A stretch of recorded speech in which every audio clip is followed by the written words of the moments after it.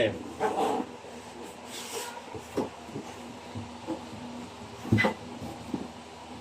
Yan. Paano laman yung box natin? Out of the box, itong laman niya. Yung unit natin na Encore.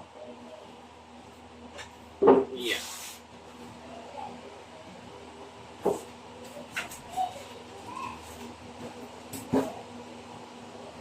Tapos, ang laman ang box natin ay tabi lang muna natin. Buhayin natin. Yan. May apat na double A na battery. Tapos, meron tayo dito mga wire. Yan. Bali, apat na wire yan. Nakadepende yan sa socket niyo sa bahay. Yung wire.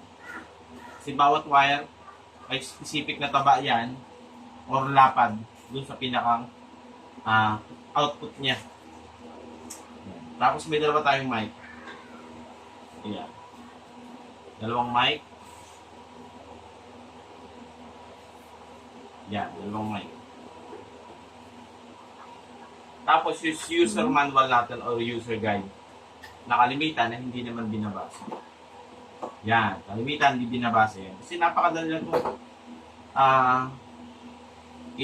i-control. Kahit na sa application, i-connect mo lang dito yung application sa Bluetooth niya.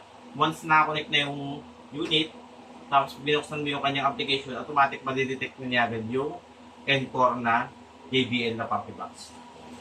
Ayan. Ang gandahan dito, meron siyang mic na kasama. Ayan. Ito ay aluminum.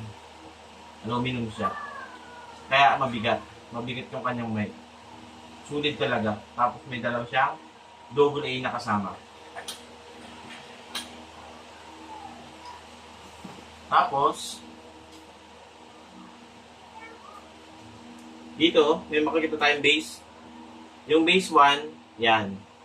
Lights lang yung kulay. Kumbaga hindi makulay. Tapos yung pangalawang boost ay yung strong light. Yan. Mas malakas yung base niya.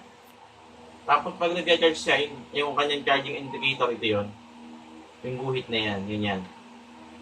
Tapos yung Bluetooth niya, yan, prepare mo lang, tutunog yan. Prepare na siya. Yan. Tapos sa likod natin,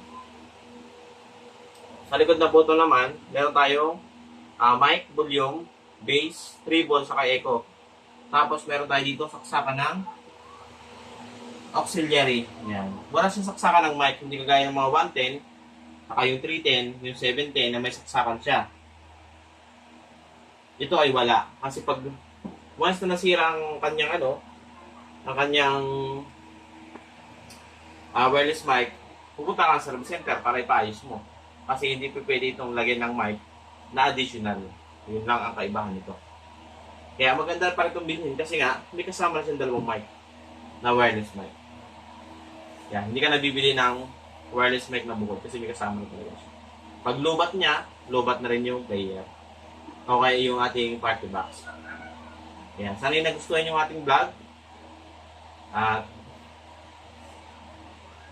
nagustuhan nyo, follow na nyo na po ako sa Facebook at ilalagay ko na rin yung aking link ng aking store at ng aking shop para mapuntahan ninyo yung aking shop dito sa Caloocan at saka sa Los Baños.